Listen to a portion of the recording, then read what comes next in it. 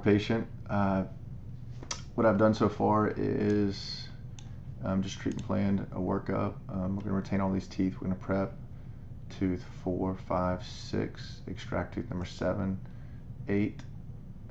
This is a long span bridge.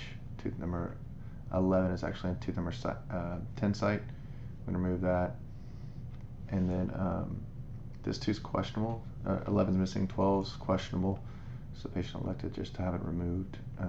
We were originally going to put the implant number 11 site. So we're going to originally do a 4-unit anterior bridge and a single tooth implant number 11. Tooth number 12 is questionable with the long-term prognosis. It's not going to cost her any more or any less just to remove it in 12 sites. So we're going to eventually restore this with a 4-unit anterior bridge and then connect it to this tooth number 12 implant.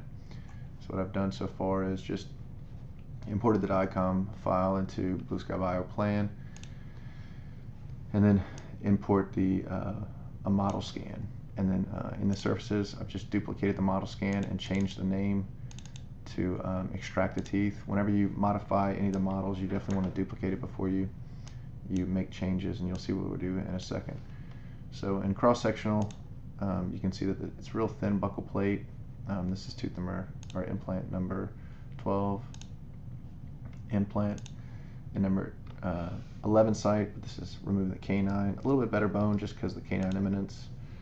And we have like this peg lateral that's really not a good bone at all. Real thin. These are all 3.5 by 10.5 implants. So from here, we've already stitched our original DICOM file in the software, and now what we need to do is just remove this original scan, open up our guide tubes. This is where the guide tubes are going to come out of. I'm not really extremely ecstatic about that, but going back to these cross-sectional CTs, you can see I don't really have, I'm going to unlock these. I don't really have enough room to change the angle that much to get these to come out the lingual aspect. Now what we are going to do is open up our bite whenever we do this case, so I'll be able to cheat a little bit more on these, which will help me out a lot. So I'll just double check all these, make sure I'm good angles, improve the angles if I can.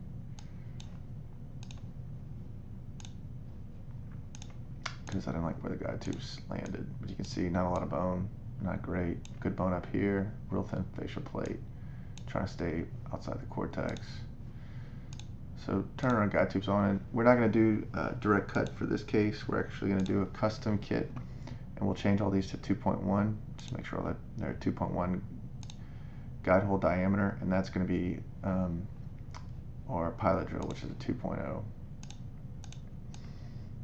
So you can see them still coming out the facial, and this is one of the more difficult cases that we're going to be doing, just because we have a lot of soft tissue recession. I can show you photos, and I'll present this case eventually, but it's a lot of soft tissue recession. So we're going to do some buccal bone grafting, some allodome grafting the day of surgery, and a lot of PRF. But again, a 4-unit bridge, tie it back to this tooth number 12. This tooth will be crowned, and these 3 teeth will be crowned to open up a bite, open up a vertical.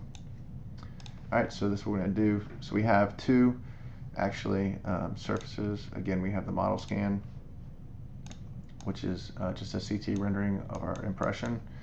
And what we did is we just duplicated it. We just click this, duplicate it. We have this model scan where we're going to extract the teeth. So we'll turn this off. And what I do is I flip everything upside down. And for the day of the surgery, what I'm going to do is extracting tooth number 7, 8, 9, 10, 11, and 12. And then I'm going to be putting my guide down. So I'm going to build my guide to fit over this first molar across the arch, and have at least 2 teeth. So canine, premolar are mixed in all the way out to this premolar, just for a little bit more stabilization. You can even go to the first molar on the side as well.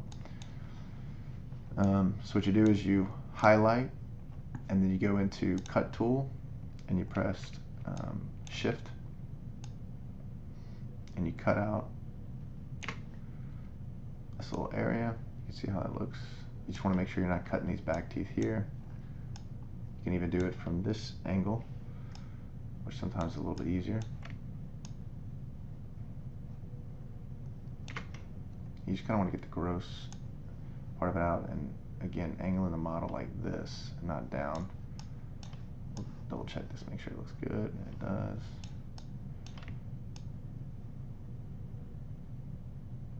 So the idea is just to get the majority of that out. Mesh cut failed. We'll have to fix that. So you can see. Okay. All right. So I have that, and that'll be enough to build my guide on. I'm gonna continue with this. Just tweaking it up. All right. So we'll do that with that later in Mesh Mixer. I'm not really pleased with this. I know what's going on with her because of soft tissue recession. So I'm very aware that, all right, you see how this is coming out a little bit mesially? I'm gonna see if I can correct that. This looks pretty good. This is coming out super facial. Let's go back into these. All right, so I'm gonna lock, yeah, make sure these are unlocked. All right, so this is this implant here. I'm gonna see if I can change the angle and get it to come out a little more. Oh, let's do this guy right here. A little bit more distally.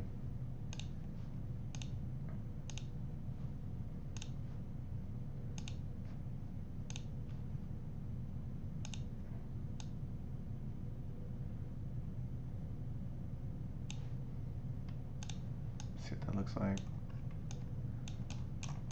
That's better. You can see this is where the mesh failed, and I'll have to fix that in Mesh Mixer. We'll deal with that later. We'll still be able to export the mesh.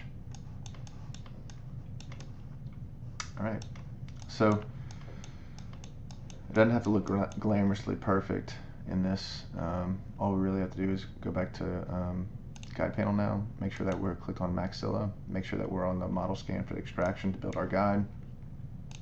We're going to draw a curve from this first molar across the arch over here, and then again around the facial,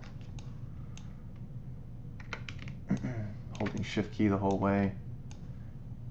All right, so then let's edit the curve, get this further up here. Everything looks pretty good. All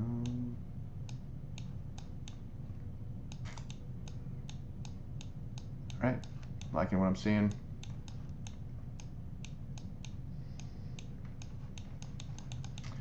So from here on, I'd put back on my guide tubes, make sure everything looks, yeah, it looks a lot better.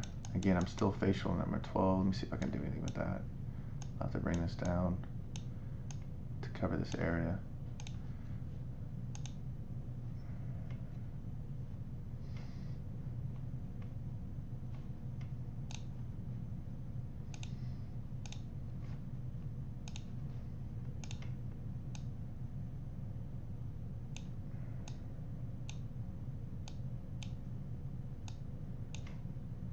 See what that looks like. A lot better. Man, that's why it's so important to see this. I'm glad I ran into that issue while I'm recording live. All right, so that looks a lot better. I think it's a better angle, definitely, for the custom abutment, which we'll still do, but much easier restoratively. So then now, I'll go back into guide panel and just click on create surgical guide, and then let the software think for a little bit. If you'll note, I'm just now seeing this on this canine area. I clipped it a little bit. We can either actually go back, or once you 3D print the guide, just make some adjustments in the guide manually. So I'm liking what I'm seeing here. Always like to see these holes to make sure the guide's seated all the way. You can actually add a window to the guide too, and cut this out to make sure that the posterior segment is seated. Or if you don't want to do that, if you want to, let's see, remove. If you want to just make sure that this is seated just as well in the back area, you can do that as well. So then that's it. So all I have to do is just save my data and then export this as an STL, and 3D print this on my robots.